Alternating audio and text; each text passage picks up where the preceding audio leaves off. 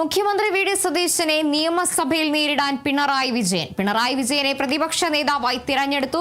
CPM സംസ്ഥാന സമിതിയിലാണ് തീരുമാനം. 10 കൊല്ലം കേരള മുഖ്യമന്ത്രിയായ ശേഷം നിയമസഭാ തെരഞ്ഞെടുപ്പിലെ വൻ തിരിച്ചടിക്ക് പിന്നാലെയാണ് പിണറായി വിജയൻ പ്രതിപക്ഷ സ്ഥാനത്തേക്ക് എത്തുന്നത്. KJ ശ്രീജിത്ത് ഉണ്ട് വിവരങ്ങളുമായി. ശ്രീജിത്ത്, എന്തായാലും പ്രതിപക്ഷത്തെ നയിക്കാൻ പിണറായി തന്നെ മതി എന്നൊരു തീരുമാനത്തിലേക്ക് പാർട്ടി എത്തുകയാണ്. ആദ്യ ഘട്ടങ്ങളിലടക്കം പിണറായി വിജയൻ പ്രതിപക്ഷ സ്ഥാനത്തേക്ക് എത്തില്ല എന്നൊരു വാർത്തകളടക്കം അല്ലെങ്കിൽ അതുമായി ബന്ധപ്പെട്ട സൂചനകളടക്കം പുറത്തു വന്നതിന് പിന്നാലെയാണ് ഇപ്പോൾ എന്തായാലും മുഖ്യമന്ത്രി പ്രഖ്യാപനത്തിന് പിന്നാലെ പ്രതിപക്ഷ നേതാവായി പിണറായി വിജയൻ തന്നെ നിയമസഭയിലേക്ക് എത്തുന്നത്. വി ഡി സതീശൻ എന്ന കരുത്തുറ്റ മുഖ്യമന്ത്രി വരുന്നതിന് പിന്നാലെയാണ് ഇപ്പോൾ പിണറായി വിജയനെ പ്രതിപക്ഷ നേതാവായി തിരഞ്ഞെടുത്തിരിക്കുന്നത്. കാരണം പാർട്ടിക്ക് ഇനിയൊരു തിരിച്ചുവരവ് വേണമെങ്കിൽ ശക്തനായ ഒരു നേതാവ് വേണമെന്ന് ഇന്ന് ചേർന്ന സംസ്ഥാന കമ്മിറ്റി യോഗത്തിൽ നേതാക്കൾ അവരുടെ തീരുമാനങ്ങൾ അറിയിച്ചിരുന്നു. അതുകൊണ്ട് തന്നെയാണ് ഏറ്റവും കരുത്തുള്ള 10 വർഷത്തിലധികമായി കേരളം ഭരിച്ചിരുന്ന ഒരു കരുത്തനായ ഒരു പഴയ മുഖ്യമന്ത്രിയെ പ്രതിപക്ഷ നേതാവായി ഇപ്പോൾ CPM പ്രഖ്യാപിച്ചിരിക്കുന്നത്.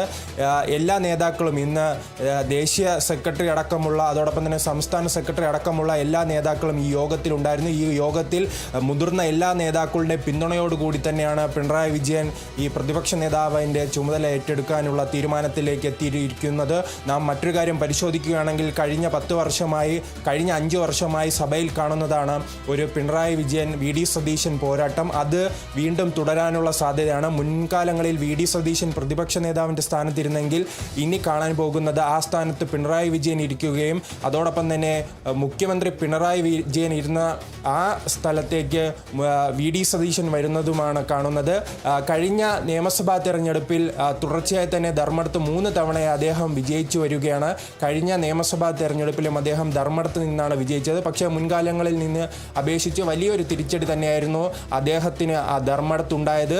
ആ തിരിച്ചടി തന്നെ നാം സംസ്ഥാനത്തുടനീളം പാർട്ടിയിലും ഉണ്ടായി. അതുകൊണ്ട് തന്നെ പാർട്ടിക്ക് ഇനി ഒരു തിരിച്ചുവരവ് ഉണ്ടാകണമെങ്കിൽ കരുത്തനായ ഒരു നേതാവ് തന്നെ ആവശ്യമാണ്. പിണറായി വിജയൻ്റെ ചരിത്രം പരിശോധിച്ചാൽ അറിയാം, എല്ലാ കാലത്തും തിരിച്ചടികളിൽ നിന്നും കരകയറി പാർട്ടിയും അദ്ദേഹം കരകയറുന്നതിനോടൊപ്പം തന്നെ പാർട്ടിയും തിരിച്ചു കൊണ്ടുവന്നൊരു ചരിത്രമാണ് എല്ലാ കാലത്തും ഈ നേതാവ്, കണ്ണൂർക്കാരനായ ഈ നേതാവ് കാഴ്ചവെച്ചിട്ടുള്ളത്.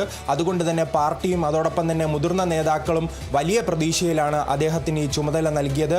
മറ്റൊരു കാര്യം സൂചിപ്പിക്കുന്നത്, തുടക്കം മുതൽ തന്നെ പാർട്ടിയെ ഉറ്റുനോക്കിയത് കോൺഗ്രസിൻ്റെ നേതാവ് മുഖ്യമന്ത്രി ആരായിരിക്കുമെന്നാണ്. മുഖ്യമന്ത്രി ഒരു കരുത്തനാണെങ്കിൽ ഈ പിണറായി വിജയനെ പരിഗണിക്കും. അല്ലാതെ ഏതെങ്കിലും ജൂനിയർ അതോടൊപ്പം തന്നെ മറ്റ് ആരെങ്കിലും മുഖ്യമന്ത്രിയായി വരികയാണെങ്കിൽ സ്വാഭാവികമായി തന്നെ ബാലഗോപാലിലോ അതോടൊപ്പം തന്നെ മറ്റേതെങ്കിലും നേതാക്കളിലേക്ക് പോകാനായിരുന്നു പാർട്ടിയുടെ തീരുമാനമുണ്ടായത്. പക്ഷേ വി ഡി സതീശൻ എന്ന കരുത്തനായ നേതാവ് വന്ന പശ്ചാത്തലത്തിലാണ് ഈ പിണറായി വിജയൻ്റെ പ്രഖ്യാപനവും ഉണ്ടായിരിക്കുന്നത്. പിന്നീട് ഈ കമ്മിറ്റിയിൽ ഉയർന്നു വന്നൊരു കാര്യമായിരുന്നു ഈ പ്രതിപക്ഷ ഉപനേതാവായി ഇപ്പോൾ വരാൻ സാധ്യത. CPIക്ക് ആ സ്ഥാനം നൽകാൻ സാധ്യതയുണ്ട്. അതോടൊപ്പം തന്നെ ആ സ്ഥാനത്തേക്ക് രാജൻ്റെ പേരാണ് ഉയർന്നു കേൾക്കുന്നത്. തുടക്കം മുതൽ തന്നെ CPI ആവശ്യപ്പെട്ടതായിരുന്നു പ്രതിപക്ഷ ഉപനേതാവ് സ്ഥാനം. അത് നൽകില്ലെന്ന് തുടക്കത്തിൽ CPM വ്യക്തമാക്കിയെങ്കിലും അതിൽ നിന്നും ആ നിലപാടിൽ നിന്നും മാറ്റം വന്നതായുള്ള വിവരങ്ങളാണ് ഏറ്റവും അവസാനം പുറത്തു വരുന്നത്. ശരി, KJ ശ്രീജിത്താണ് വിവരങ്ങൾ നൽകിയത്.